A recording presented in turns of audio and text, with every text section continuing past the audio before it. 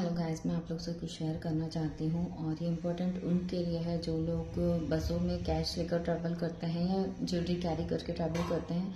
Actually Nashik में बहुत बड़ा एक स्कैम चल रहा है।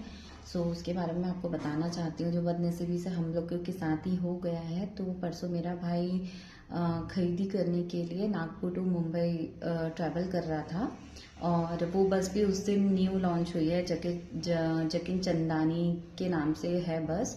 तो उसी दिन से वो स्टार्ट हुई थी। तो जब मतलब काफ़ी लेट हो गई थी बस, तो उन्होंने सुबह 7 बजे 7:30 बजे नासिक बाईपास में एक बांसुरी करके रेस्टोरेंट है, वहाँ पर उन्होंने बस रोकी जहाँ 2 वॉशरूम थे।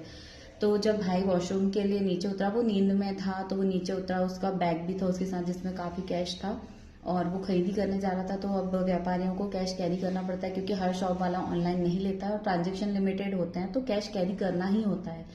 तो वो बस से उतरा तो किसी ने उसको वॉच किया कि उसके पास बैग है।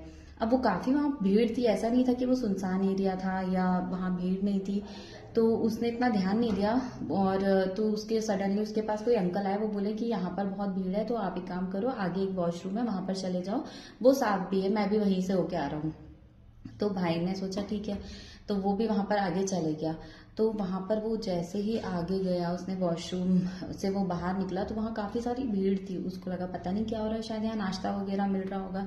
तो जिस आदमी ने उससे बोला था कि वहां वॉशरूम चल जाओ, उसी अंकल ने उसे हाथ देकर बुलाया कि भैया यहाँ पर आओ, यहाँ देखो क्या हो रहा है। तो भाई वहां गया तो एक टेबल लगी हुई थी और टेबल पे बहुत सारे पैसे रखे हुए थे, एक छाता लगा हुआ था क्योंकि हल्की हल्की बारिश हो रही थी और 15 से 20 लोग वहां पर खड़े हुए थे जो शायद वो जुआ खेल रहे थे या क्या कर रहे थे पता नहीं। तो वो अंकल बोलते हैं कि ये भैया मेरी तरफ से पैसे देंगे। तो भाई बोला मैं आपको जानता नहीं, मैं आपकी तरफ से क्यों पैसे दूंगा और मुझे इन सब में नहीं पड़ना है, मेरी बस है, मुझे जाना है। तो वो लोगों ने भाई को जबरदस्ती पकड़ लिया और बोले आपके पास पैसे दिखाओ कितने हैं। तो भाई बोले मैं क्यों दिखाऊंगा, आप पहले तो मेरे को छोड़ो। तो वो नहीं माने, उन्होंने जबरदस्ती उसका बैग छीना, उसमें से एक 40,000 की गड्डी निकाली पहले तो भाई बहुत घबरा गया। उसने बोला कि आप प्लीज मेरे पैसे दे दो, मैं खरीदी करने आया हूँ, मैंने अपना सब कुछ लगा के यहाँ पर, मैं क्योंकि सीजन चल रहा है।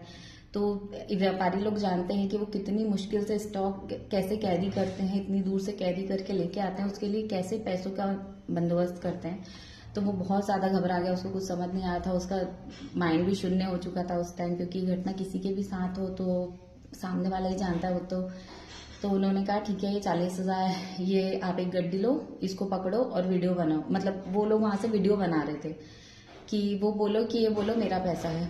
तो भाई ने बोला कि हाँ मेरा पैसा है। उसने वो गड्डी पकड़ी तो भाई बोले ऑफकोर्स मेरा पैसा है, तो मैं बोलूंगी ना मेरा पैसा है। तो उन्होंने वहां पीछे से बोलना स्टार्ट कर दिया कि बोलो आप जुआ खेल रहे थे। तो भाई बोले मैं क्यों बोलूंगा, मैं जुआ कहाँ खेल रहा हूँ, मैं तो बस से अभी आया हूँ। तो उन्होंने बहुत जबरदस्ती करी उसके साथ और वो पैसे दिया और भाई ने जब वो उसको बैग में डाला तब तक उन्होंने वीडियो बनाई कि हमने इनका पैसा वापस कर दिया और यहाँ पर जुआ खेल रहे थे। और उसके बाद उन्होंने वो वीडियो बंद करके उन्होंने सडनली फिर बैग छुड़ा लिया भाई से। तो भाई बहुत डर गया, भाई बोला कि मैं पुलिस को कॉल कर रहा हूँ। उसने जैसे फोन निकाला तो उसने फोन भी छुड़ा लिया। तो किस्मत से वहां कोई सिविलियन था या कौन था वो निकल रहा था, तो या उनके साथ मिला हुआ था तो नहीं पता है। तो उनने बोला कि यहाँ पर क्या हो रहा है, तो उन्होंने उसका फोन तो वापस कर दिया और वहीं से वो कोई आदमी ने बोला कि चलो मैं इनके लीडर से आपकी बात करवा देता हूँ, आपके पैसे मिल जाएंगे। उन्होंने 1 लाख रुपए थे उसमें, पूरे 1 लाख रुपए ले लिए। मोबाइल भी ले रहे थे बट किस्मत से मोबाइल नहीं लिया उन्होंने कि ट्रैक हो जाएगा या जो भी, पता नहीं क्यों नहीं लिया। बट वो उनमें से एक आदमी उसको थोड़ी आगे लेके गया, वहां पर उन्होंने किसी से फोन पे बात करी, उनको बताया कि ऐसा ऐसा हो रहा है। तो बोले ठीक है मैं आता हूँ। और जो भाई सिर्फ 5 मिनट के अंदर वापस आया तो वहां ना टेबल थी ना छाता था, ना वो 15-20 लोग थे, पूरे के पूरे गायब हो चुके थे। वो एक बहुत बड़ा ट्रैप हो रहा था और उन्होंने भाई को जान से मारने की धमकी भी दी थी जब वो वीडियो बनाना चाह रहा था कि मैं पुलिस को कॉल करता हूँ। तो फिर वो उनका लीडर वहां पर आया तो उन्होंने भाई की वीडियो दिखाई कि तुम यहाँ पर जुआ खेलने आते हो, तुम यहाँ पर जुआ खेल रहे थे, देखो जाओ पुलिस के पास जाना है, चाहे जिसके भी पास जाना है तो तुम चले जाओ, कोई फर्क नहीं पड़ता है। और ज्यादा तुमने अगर 3-5 किया तो तुमको जान से मार देंगे। और ऐसे धक्का वक्का भी दे दिया था उसको, तो वैसे ही डरा हुआ था उसका दिमाग में। तो वो पैसा भी था कि भाई मेरा पैसा जा रहा है, मेरी मेहनत का पैसा है, क्योंकि कितनी मुश्किल से इंसान 1 लाख रुपए कमाता है। जो छोटी दुकान से अपना काम चलाते हैं वो लोग अच्छे से समझते होंगे ये बात।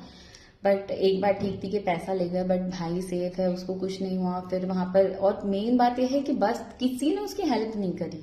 इतने लोग थे वहां पर, किसी ने कोई ना कोई बस वाला आगे आया, ना कोई रेस्टोरेंट वाला आगे आया, ना वहाँ के कोई भी आगे नहीं आया हेल्प करने के लिए। तो ये सबसे बुरा लगा। उसका दिमाग उस टाइम कुछ चल नहीं रहा था। उसने पुलिस को कॉल किया 112 पे, वो बस के ड्राइवर ने कॉल किया था।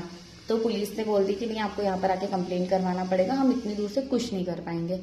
तो अब उसका दिमाग तो चल नहीं रहा था। एक तो वो पूरी तरीके से उसका माइंड पैसों में जा चुका था, और उसके साथ जो इतना बड़ा स्कैम हुआ था वो समझ ही नहीं पा रहा था कि क्या हुआ है। तो वो चुपचाप बैठ के वापस मुंबई चला गया है।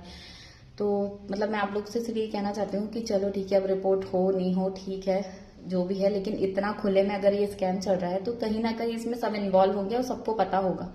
तो प्लीज अगर आप लोग कहीं बाहर जाते हैं तो एक तो आप लोग कैश कैरी कर रहे हैं तो बहुत सेफली रखें, क्योंकि बस में भी खतरा रहता है कैश का। और अगर आपके साथ ये होता है तो बस देखिए आप लोग कि आप क्या कर सकते हैं, अकेले तो नहीं जाएं तो अच्छा है। तो बस मेरा मकसद सिर्फ आप लोग को अवेयर करना था। और जो लोग छिंदवाड़े से स्पेशली बाहर खरीदी करने जाते हैं, ये वीडियो उनके लिए स्पेशली है। तो बहुत ध्यान रखें आप लोग अपने पैसों का भी और अपना भी। अच्छा उन्होंने उसकी जान को कुछ नहीं किया, वो सेफ है। लेकिन बाई चांस अगर वो कुछ कर देते तो हम लोग ये सोच सोच के कल से इतना परेशान है कि ये हम लोगों के साथ हो गया, हमारे भाई के साथ हो गया है। तो बस आप लोग अपने अपना ध्यान रखें and be safe. Thank you इतनी बातें सुनने के लिए।